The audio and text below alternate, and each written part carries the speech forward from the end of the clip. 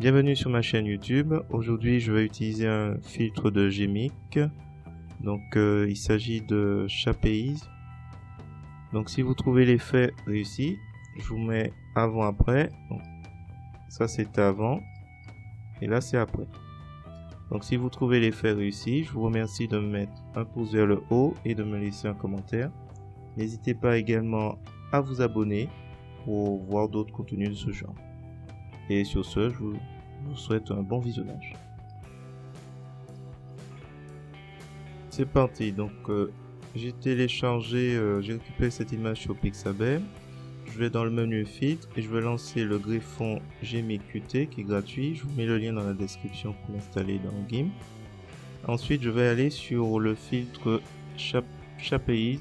Donc, si vous ne le trouvez pas, vous tapez en haut SHA et c'est dans la rubrique artistique. Alors, je vais laisser sur Cycle. Je remets les paramètres par défaut et je vais diminuer la taille maximum. Je vais la mettre à 10 et ici à 4 en minimum de taille. Alors l'aperçu n'a pas l'air de fonctionner très bien, donc c'est pas grave. Je vais m'aider du mode de sortie nouveau calque pour voir un peu les résultats. Donc là je vais juste utiliser ces deux paramètres pour l'instant. Ou alors attendez, on va faire plutôt les paramètres par défaut. On va faire appliquer pour voir déjà ce que nous propose les paramètres par défaut ce filtre. Et après on va me remettre 10 et 5 en minimum.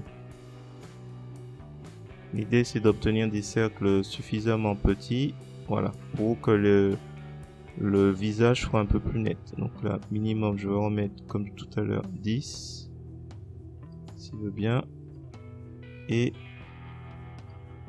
allez 5. On va faire appliquer. Donc mode de sortie nouveau calque. On va réduire et on va attendre un peu. 40. Donc voilà. Donc là on se retrouve avec un premier calque avec les paramètres par défaut, et là avec en variant juste la taille maximum des cercles et la taille minimum. On va rester là, je vais faire OK. Et l'idée en fait c'est, je vais faire un clic droit de la souris sur le dernier calque et je vais faire ajouter un masque de calque et je vais mettre sur noir transparence totale. On va faire OK. Et je vais prendre le pinceau. Là je remarque qu'un masque de calque est apparu et qui me fait apparaître en fait en transparence le calque qui est en dessous, le calque 1. Donc là ce que je veux faire c'est que je clique sur le masque de calque, je prends la couleur blanche.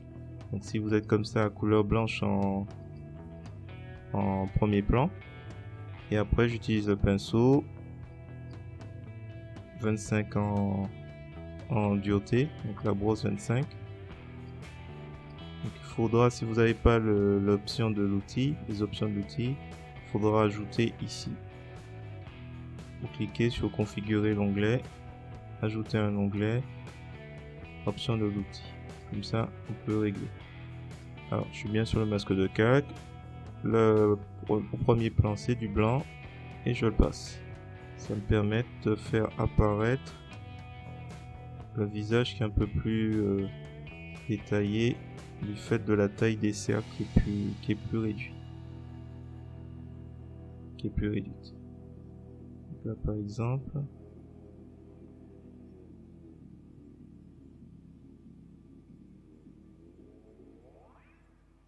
là l'idée c'est que je vais jouer sur la peau. Tout ce qui est peau je vais le faire apparaître un peu plus, peut-être les cheveux un petit peu légèrement. Voilà, comme ça les épaules. On va faire apparaître un peu plus les détails. Ça va donner un petit effet différent pour le reste. Voilà, je le fais grossièrement comme ça, sans prétention.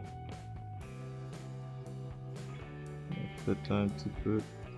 Donc il y avait des cheveux. Hein. Donc là,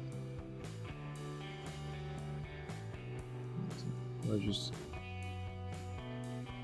bien sur le bon. À la limite, je vais faire afficher le masque. Voir un peu ce que ça fait.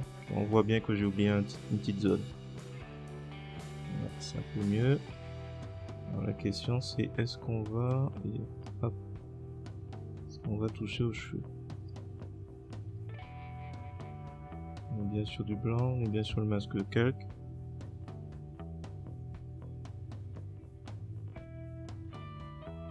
Bon, je vais juste... dites-moi dans les commentaires ce que vous en pensez. Est-ce que j'aurais dû aller un peu plus loin? Je pense que je vais m'abstenir d'aller plus haut.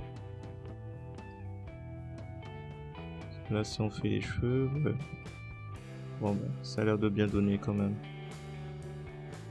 On va faire un peu les cheveux. C'était pas prévu.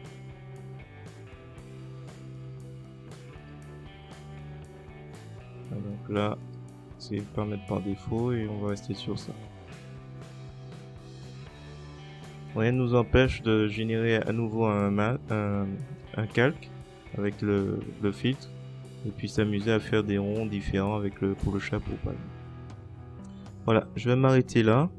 Dites-moi dans les commentaires ce que vous en pensez, si c'est réussi, si j'aurais dû utiliser un autre calque.